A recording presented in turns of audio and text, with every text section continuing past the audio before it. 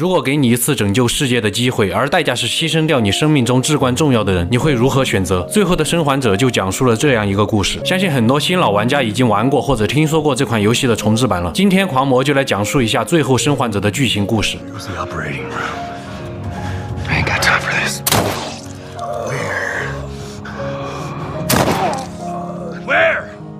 乔尔是一位单身父亲，他和12岁的女儿莎拉相依为命，生活的压力让他想要挽留即将失去的工作。一旁睡梦中的女儿听见乔尔打电话醒了过来，见乔尔回家，莎拉立马拿出了一块手表，用来庆祝乔尔今天的生日。见女儿如此孝顺，乔尔觉得这一切的辛苦都值得了。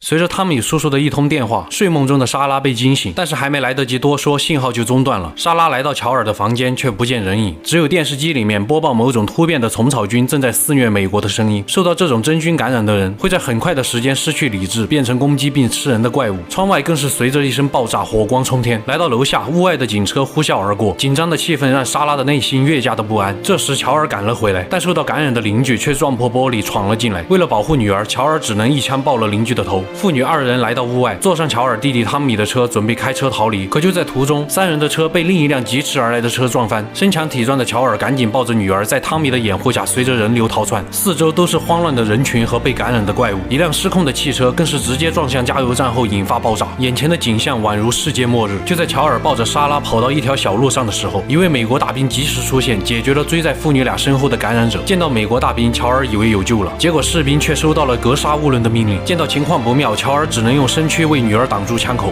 好在弟弟汤米及时赶到，杀掉了士兵，但女儿莎拉却被子弹击中。剧烈的疼痛让这个小女孩说不出一句话，只能用求助的眼神看着父亲。乔尔能做的也就只能眼睁睁地看着莎拉死在了自己的怀里。这一刻，乔尔的整个世界崩塌了。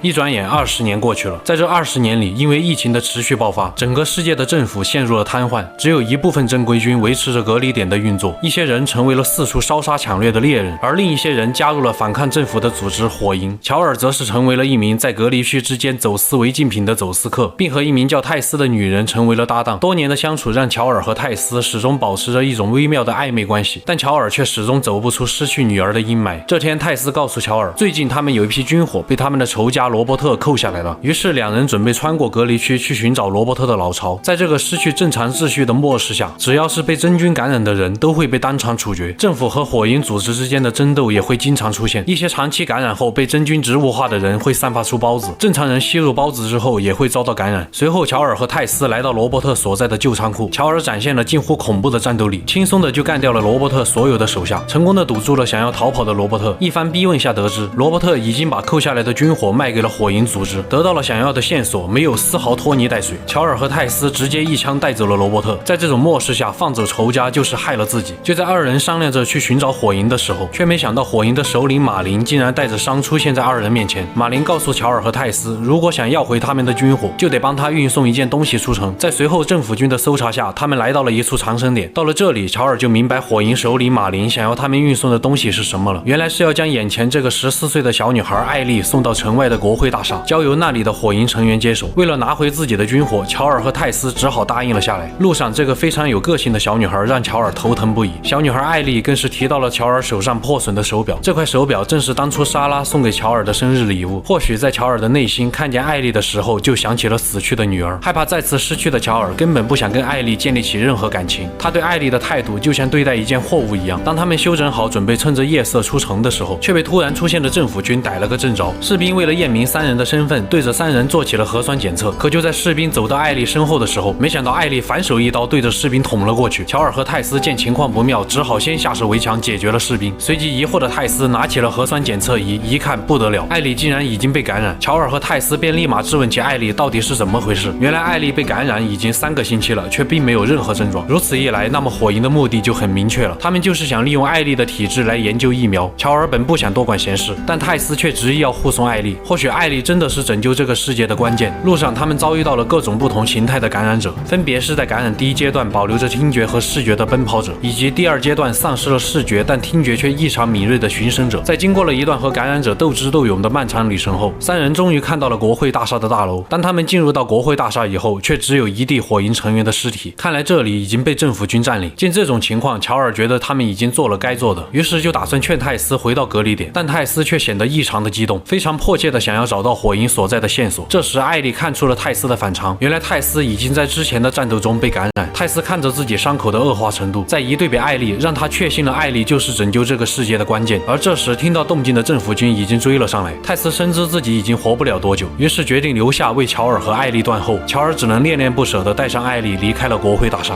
路上，艾莉提起泰斯的事情，乔尔却愤怒地对艾莉说道：“永远不要在他面前提起泰斯。”顿时，两人的气氛显得压抑了起来。如今，为了完成泰斯的遗愿，乔尔只能带着艾莉继续寻找火营的旅程。但现在火营所在的线索已经断了，乔尔想要找到火营的所在，就只有求助自己的弟弟汤米，因为汤米曾经加入过火营，但汤米所在的地方距离太远，乔尔只好带着艾莉前去北边的小镇寻找一个叫比尔的大叔。这个比尔大叔欠着乔尔一个人情，或许能够在他那里弄上一辆车。来到镇上，到处都是比尔大叔设下的陷阱，乔尔也不幸中招，遭到了成群感染者的袭击。还好比尔及时出现，救出了乔尔和艾莉两人。由于路上乔尔破坏了比尔大叔设下的所有陷阱，愤怒的比尔本想为难一下乔尔和艾莉，却没想到旁边的艾莉竟然直接扯下钢管，对着比尔一顿猛砸。让人尴尬的是，现在乔尔又要向这位比尔大叔借车，更别说比尔手上的车是坏的，这让比尔相当的不开心。但人情总归是要还的，在比尔的帮助下，乔尔找齐了分散在镇上的修车零件，最终将车修好。告别比尔大叔以后，乔尔和艾莉驾车又再一次踏上了寻找弟弟汤米的路。这一路的经历让乔尔和艾莉之间的气氛不再显得那么的压抑。艾莉甚至拿出了一本比尔大叔车上的成人杂志，对乔尔开起了玩笑。轻松且欢快的时光总是短暂的。就在二人刚到达一座新的城市，马路上就突然出现了一个求助的人。乔尔在这个末世下摸爬滚打这么多年的经验让他一眼就看出了这个人没有受伤，于是乔尔直接将油门踩到底，想要冲过去。果不其然，这是劫掠者们设下的埋伏。可惜的是，乔尔开的不是 A186，在劫掠者的阻拦下，车子很快就撞进了一间杂货店。乔尔和艾莉还没缓过神，劫掠者们就扑了上来。最后，二人经过和敌人的殊死搏斗，暂时安全。为了穿过城市，二人不断的遭遇各种劫掠者和感染者。路上，乔尔险些被敌人溺死在水坑里，好在艾莉及时捡起手枪化解了危机，但乔尔却因为艾莉没有好好躲起来，斥责并没收了艾莉手上的手枪。此时的乔尔已经对艾莉产生了一些对死去女儿莎拉一样的感情，却因为自己没有比较好的表达方式，导致两人关系又紧张了起来，老傲娇了属于是。就这样维持着尴尬的气氛，二人来到了出城必经的劫掠者哨站。见敌人太多，乔尔知道自己一个人不太好应付眼前的情况，于是便将旁边的步枪交给了艾莉，让她负责在高处掩护自己。临走前，乔尔还不善言辞地对艾莉表示了抱歉。在艾莉的掩护下，乔尔很快解决了哨站内的敌人。见到艾莉的表现，乔尔终于愿意将手枪交给了艾莉用作防身，而乔尔的内心也逐渐开始承认和信任艾莉。前进的路上，二人的配合也多了起来。不久后，乔尔和艾莉遇见了同样是在劫掠者追杀下的两兄弟。一番交谈下得知，兄弟两人原来也是想去寻找并加入火营组织，于是四人决定临时结伴一起离开这座城市。但就在他们逃离敌人装甲车的路上，发生了意外，乔尔被困在了货车的下方。已经爬上货车的两兄弟只好抛弃了乔尔逃走。艾莉则见状，毫不犹豫地跳下货车跟随乔尔。二人在装甲车的追杀下，只能从断桥上跳下，还没来得及喘口气，湍急的水流又将二人推到残骸上，撞晕了过去。当乔尔再次醒来的时候，之前逃走的两兄弟出现，原来是他们救下了乔尔和艾莉。虽然乔尔对两兄弟的行为感到非常愤怒，但是在他们的劝说下，转念一想，自己遇上这种事情也会抛弃他们。四人继续一路前进，终于在最后解决掉了追着他们不放的装甲车。但因为装甲车爆炸声音太大，招来了大批的感染者，两兄弟猝不及防被感染者扑倒，好在还是成功的救下了两兄弟。四人来到一处安全的据点，经过了长时间的并肩战斗和相处，就在乔尔和艾莉觉得这两兄弟似乎值得相信的时候，弟弟却因为在之前的战斗中被咬伤了。果不其然，第二天，当艾莉去房间叫弟弟起床的时候，他已经变成了感染者，并将艾莉扑倒。见到这种情况，乔尔赶紧想要拿枪救艾莉，可一旁的哥哥却拿起枪对准了乔尔。但哥哥知道，受到感染的人只能被立即杀死。一声枪响过后，弟弟死在了哥哥的枪口下。对于哥哥来说，在这个末世下，失去了相依为命的弟弟，也就失去了整个世界。于是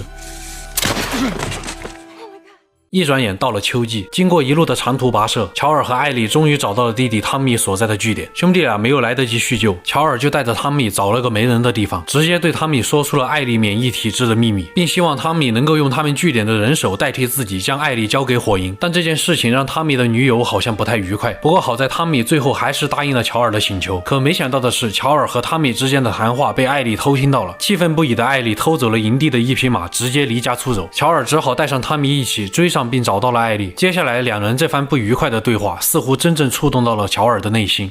Maria told me about Sarah. Ellie? You are treading on some mighty thin ice here. I'm sorry about your daughter, Joel. But I have lost people too. You have no idea what loss is. Everyone I have cared for has either died or left me. Everyone fucking except for you. So don't tell me that I would be safer with someone else, because the truth is I would just be more scared.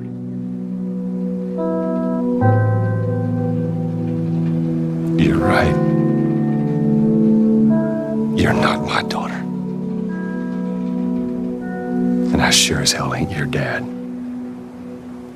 And we are going our separate ways. Get it together. We're not alone.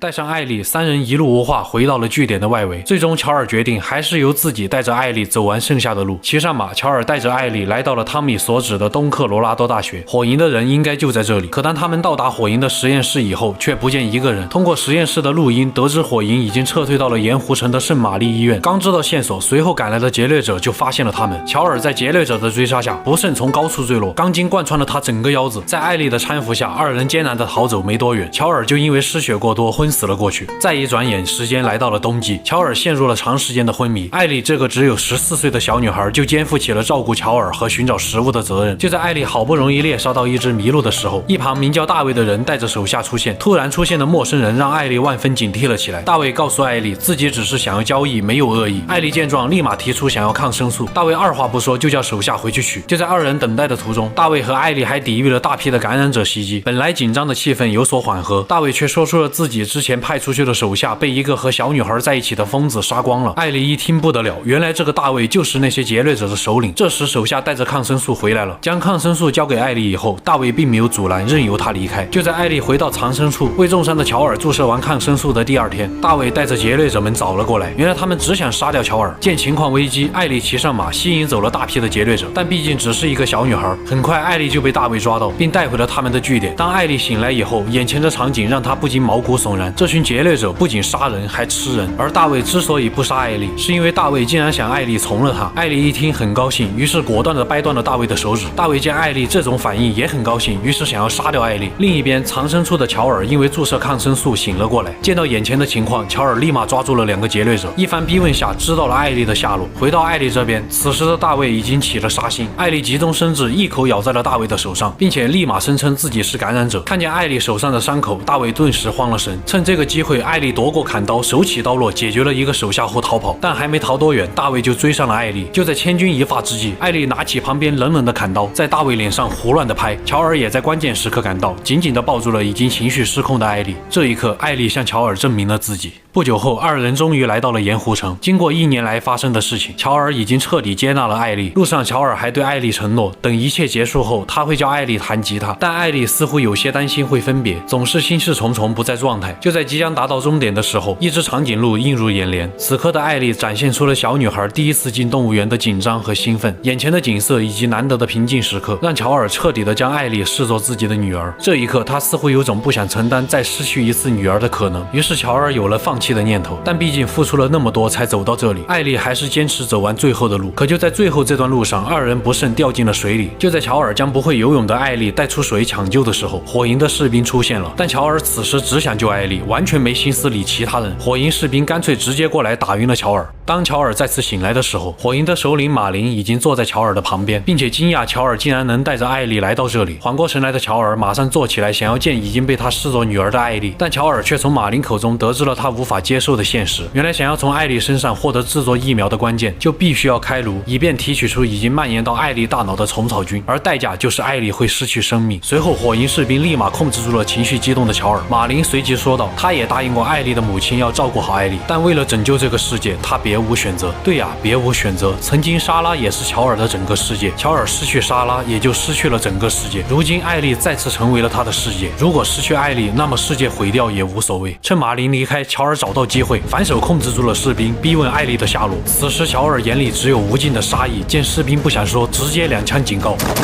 随后，乔尔一改前行的作风，以往舍不得用的子弹、燃烧瓶、烟雾弹通通倾泻而出。乔尔宛如一尊杀神，此时的他只想赶在手术之前救出艾莉。终于在解决掉最后一名士兵以后，整栋楼安静了。乔尔打开了手术室的房间门，艾莉赫然躺在病床上。好在手术还没有开始，此时乔尔已经杀红了眼。手术室内的医生被乔尔一一处决。随后，乔尔抱着艾莉向着医院外逃跑，紧随而至的就是火营增援的部队。这一刻，乔尔仿佛回到了20年前抱着女儿逃跑的时候，他不会允许自己再犯当时同样的错误了。抱着艾莉，乔尔躲开了火营士兵的追捕，坐上电梯来到停车场。这时，马林竟然出现在乔尔的面前。马林希望乔尔做出正确的选择，但在乔尔的眼里，他只想要女儿。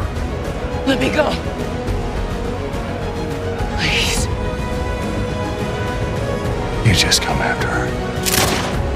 当艾莉再次醒来的时候，乔尔已经驾驶着汽车，正在回到弟弟汤米所在据点的路上。艾莉开始询问起他溺水后所发生的事情，乔尔就对艾莉说起了他早已经想好的谎言。 Turns out there's a whole lot more like you, Ellie. People that are immune. There's dozens, actually. Ain't done 'em a damn bit of good, neither.